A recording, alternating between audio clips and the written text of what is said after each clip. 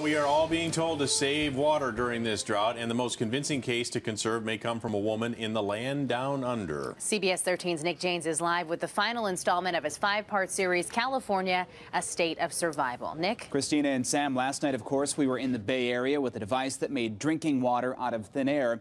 And tonight, we are back home in Sacramento talking conservation. And, you know, maybe you don't want to hear it. Let's face it, a lot of us are feeling a little drought fatigue. But everybody should hear this perspective from a woman overseas who helped point the way through one of the harshest droughts ever.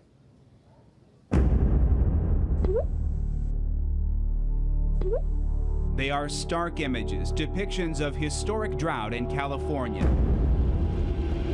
We've had the luxury of using it once and throwing it away. High above our suffering Sierra snowpack, the impact is crystal clear. The plan today was to fly up to the Sierras. Pilot and retired biologist Rich DeHaven captured this eye-opening perspective for us. This is what's supposed to provide 1/3 of California's water, and the snow just isn't there. We're seeing a little bit of snow here, but not what I had hoped to see.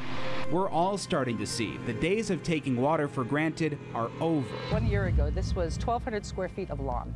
Sacramento homeowner Christine Terlindi takes that critical conservation message to heart. Because if we want to live here, we need water. She ripped out her green grass for a drought-tolerant garden. Inside, her faucets are low flow. Her toilet is dual flush. Even her washer is water-wise. In 1 year, Christine's water use plummeted 75%. Her bill dropped $100 a month. That's incredible. Yes, well, we're very conscious of it. We're very conscious of the water we use. If that doesn't convince you to conserve, maybe someone else can. Someone who helped lead her country through one of the toughest droughts the world has ever known. You're dealing with drought levels that have never been seen before. That's Carleen Maywald, one of Australia's foremost water experts and policymakers, talking to CBS 13 from the land down under. We were running by the seat of our pants, and we really had to manage as we went and adapt as we went. The devastating millennium drought was the worst in Australia's recorded history, stretching on from 1995 to 2012. And you thought our 4-year drought was long. There's no rain, well, it's just a big black hole that we're looking into. Water leaders in California are now asking the Australians how to put their hard-won lessons to use. Because we certainly had to do the hard yards. There was nowhere else in the world we could find that had lived through what we were living through. I read that you lost 70% of your water capacity, but only 15% productivity. How did you do it? That process was a very difficult, long and hard-won battle. She says the country moved water around to those who needed it most. The country spent $4.5 billion on drought assistance, on things like incentives for home conservation, including water-wise landscaping, rainwater tanks, and shower timers. When it was all said and done, some Australians more than cut their water use in half. They really worked at treating water as the precious resource that it is. Felicia Marcus is the chair of the State Water Resources Control Board, the state agency leading California's conservation campaign. She's traveled to the land down under and says the most valuable lesson for us right now is conservation is our best, fastest, and cheapest option. It took years for that to sink in over there. That is what we learned from the Australians, that they thought they were in a 3-year drought cycle for about 6. And then they had to take really dramatic action. In some ways, we're emulating Australia, focusing on more efficient industry, recycled water, and groundwater storage. As in Australia, we'll use some desalination plants to convert salt water from the ocean into drinking water. Following their lead comes with its challenges. Marcus says the Aussies track water use more effectively than we do.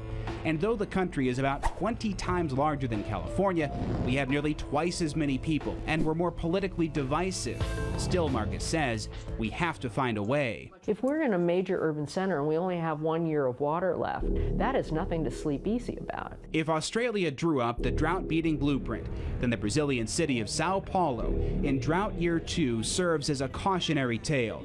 They're marching in the streets praying for rain.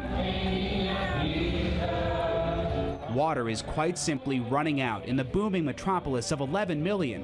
Reports say people have running water just a few hours a day. If that happens in 2 or 3 years, people are going to think, watering their lawns less was hardly an imposition. We have seen it firsthand. The drought, 4 years and counting, a disaster in slow motion.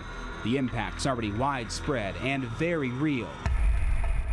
The San Joaquin Valley is sinking from groundwater overpumping, doing permanent damage to our water supply.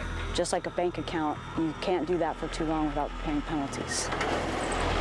Farmers in Butte County are saving every last drop they can to plant crops. This is survival. A Bay Area company showing us technology that makes drinking water from thin air. People are starting to realize that they need to make changes.